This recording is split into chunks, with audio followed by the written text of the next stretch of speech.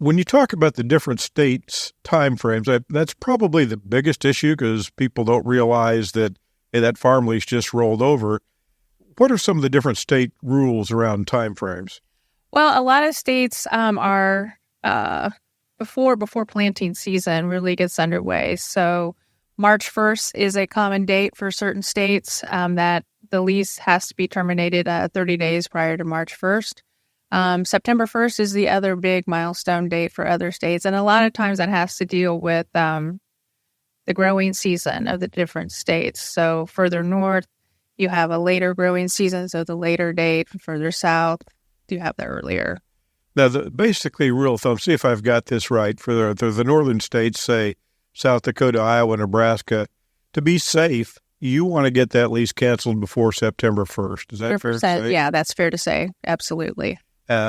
Missouri's a little grayer, but in general, we tell people you need to get that lease canceled before the end of the year. Yes. Yeah. And Kansas has my favorite deadline, which is was it 28 days prior to March 1st. Yes. So, get it done by the end of January to be on the safe side because of the whole, leap year thing. You don't want to get caught short. But when we talk about canceling a verbal lease, there are some rules about how that has to be done, are there not? Absolutely. It has to be done within that certain time frame prior to, and then it has to be done in writing. So even though you may have done a handshake on it, you have to terminate it in writing. And we have, if somebody was looking for the type of a letter or a template to use, where do you think they ought to turn to? They ought to turn to me, actually. No, as an attorney, we deal often in these type of, termination of leases, whether they are written leases or verbal leases. We have those templates that you can draft that specific to your farm.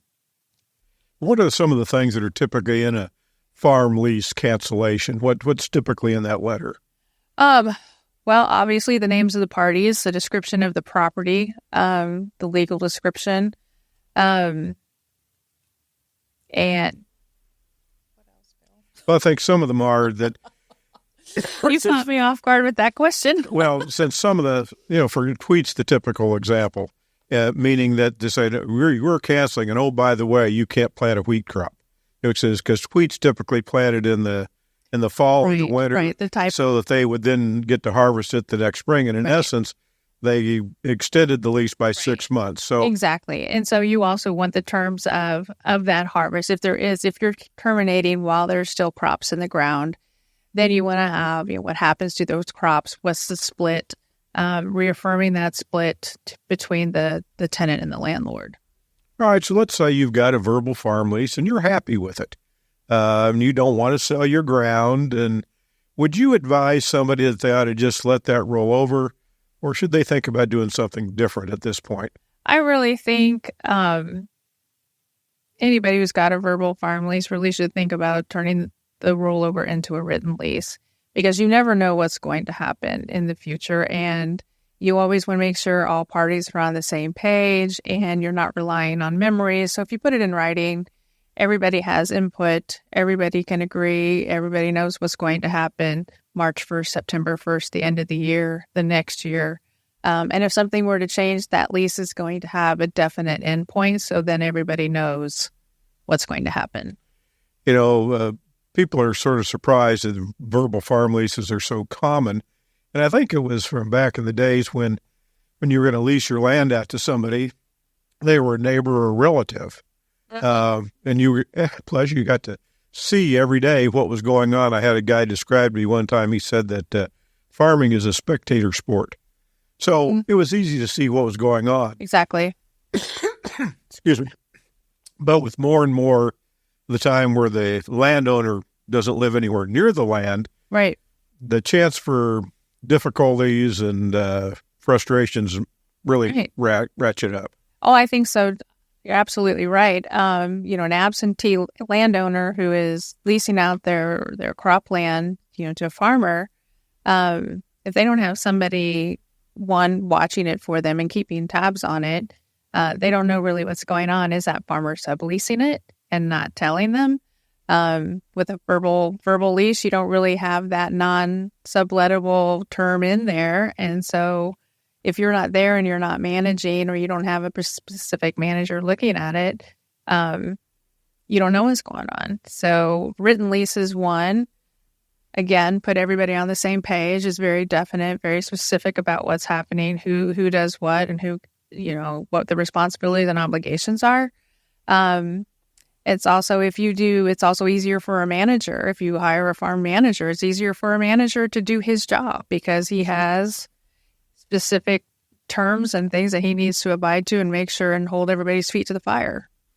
Another thing that quite often happens is, the landowner wants to use the land for recreation, typically hunting. Mm-hmm. But with a verbal farm lease, the complete control of that ground goes to the tenant. Exactly. But whereas if you got a written lease, you could have written into it that you have the right to go onto the property for certain purposes, typically recreation and hunting, and can't do that unless you have a written lease. Exactly. Yep. That's absolutely true. And if somebody was wanting to get examples of what written leases look like, do you have any idea where they ought to turn to, Alicia? Again, we can help you with that. Not to toot our own horn, but that's what we do.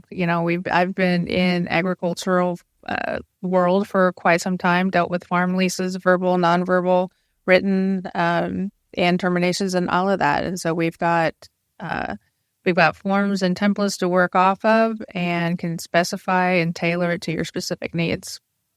Our intent with Cropland USA is to, particularly for those people who think at some point in time they're going to liquidate their property.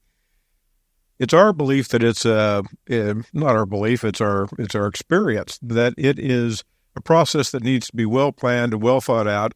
And typically you need to have a lot of different people, experts that can help you. That's why as part of Cropland USA, we have farm brokers like myself, we have financial planners, we have attorneys and brokers like Alicia, we have people that do 1031 qualified intermediaries.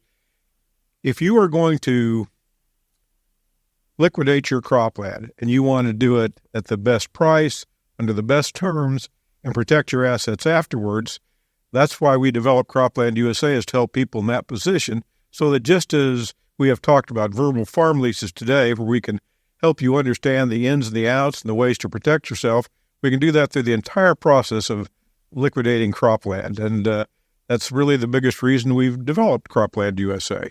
I think you're right.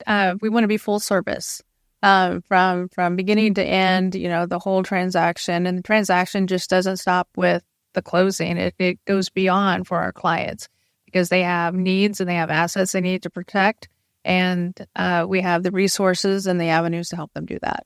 Oh, and this podcast is just one of several that we're going to do in the entire process of liquidating a person's cropland.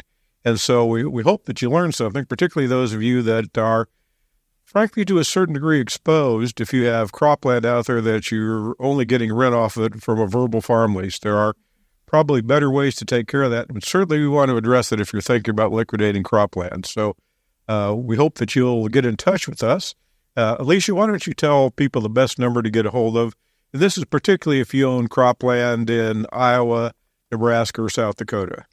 That number is 605-299-4589. If you happen to own cropland in Kansas or Missouri, call 913-837-0760. And as always, for the full look at all of the things that we can bring to bear to help you, visit croplandusa.com. Well, thank you for listening to our podcast today, and we look forward to catching you on our next podcast. Thank you.